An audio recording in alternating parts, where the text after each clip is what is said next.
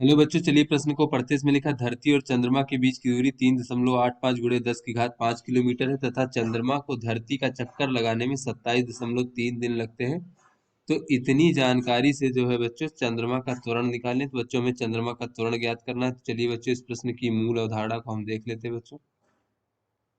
बच्चों इस प्रश्न की मूल अवधारणा में हम देख लेते हैं कि बच्चों कोई वस्तु जो है इस प्रकार से वस्तु जो है बच्चों ये हमारी वृत्तीय पथ पर बच्चों गति कर रहा है। इस प्रकार से ये बच्चों वृत्त का केंद्र है और बच्चों अगर वृत्तीय पथ की त्रिज्या r है और बच्चों ये वस्तु का वेग जो है बच्चों या फिर इसकी चाल v मान ले बच्चों इस प्रकार से। तो बच्चों जब वृत्तीय पथ पर गति करता है तो उस पर केंद्र की ओर एक त्वरण लगता है जिसे हम अभिकेंद्र त्वरण कहते हैं बच्चों। और ये अभिकेंद्र त्वरण का मान जो होता है ये होता है v का वर्ग भागे बच्चों r, यानी चाल का वर्ग भागे r। और बच्चों इसको एक चक्कर लगाने में जो समय लगता है बच्चों वृत्तीय पथ पर उसे हम आवर्त काल कहते हैं बच्चों। आवर्त काल t बराबर हो जाएगा एक चक्कर में तय की गई दूरी बच्चों कितना है। तो तय की गई दूरी बच्चों इसकी परिधि के बराबर होगा तो 2 पाई r, और भागे बच्चों किस चाल से चल रहा है तो v चाल से चल रहा है। तो ये बच्चों हमारा आवर्त काल t हो गया। तो चलिए बच्चों अपने प्रश्न को हल करते हैं। तो बच्चों यहाँ पर दिया गया है कि ये जो धरती के चारों ओर चंद्रमा चंद्रमा के बीच की दूरी यानी r जो है बच्चों वृत्तीय पथ की त्रिज्या है वो 3.85 गुणे बच्चों 10 की घात 5 किलोमीटर है बच्चों। तो इसको अगर हम देखें तो लिख सकते हैं 3.85 गुणे 10 की घात 8 मीटर लिख सकते हैं बच्चों अगर हम इसे मीटर में परिवर्तित करें तो। उसके बाद बच्चों ये हमारी त्रिज्या का मान हो गया। उसके बाद फिर बच्चों एक चक्कर लगाने में धरती का एक चक्कर लगाने में 27.3 दिन लगते हैं, यानी बच्चों यहाँ पर आवर्तकाल टी का मान दिया गया है बच्चों। तो टी बराबर होता है बच्चों इस प्रकार से यहाँ पर दिया गया है 27.3 दिन।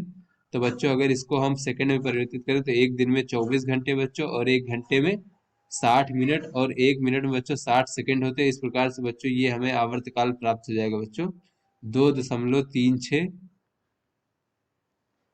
गुणे 10 की घात 6 सेकंड बच्चों ये हमारा आवर्तकाल प्राप्त हो गया। तो यहाँ से बच्चों अगर हम इसका वेग देखें तो चूंकि t बराबर होता है 2 पाई r भागे v, तो बच्चों इसका जो चाल हो जाएगा वेग का परिमाण वो हो जाएगा 2 पाई r भागे t बच्चों। तो यहाँ से अगर हम इसका मान रख दें तो बच्चों ये हो जाएगा 2 गुणे पाई का मान 3.14, और बच्चों r का मान है 3.85 गुणे 10 की घात 8 मीटर, और भागे बच्चों t का मान है 2.36 गुणे 10 की घात 6 सेकंड। तो इस प्रकार से बच्चों इसकी चाल हमें प्राप्त हो जाएगी। तो यहाँ से बच्चों इसकी चाल प्राप्त हो जाएगी 1025.42 मीटर प्रति सेकंड। तो बच्चों ये हमें चंद्रमा की चाल प्राप्त हो गई बच्चों। तो यहाँ से बच्चों अगर हम त्वरण देखें बच्चों जो कि अभिकेंद्र त्वरण होता है, इसकी दिशा केंद्र की ओर होती है बच्चों। तो अभिकेंद्र त्वरण AC का मान हो जाएगा v का वर्ग भागे बच्चों r।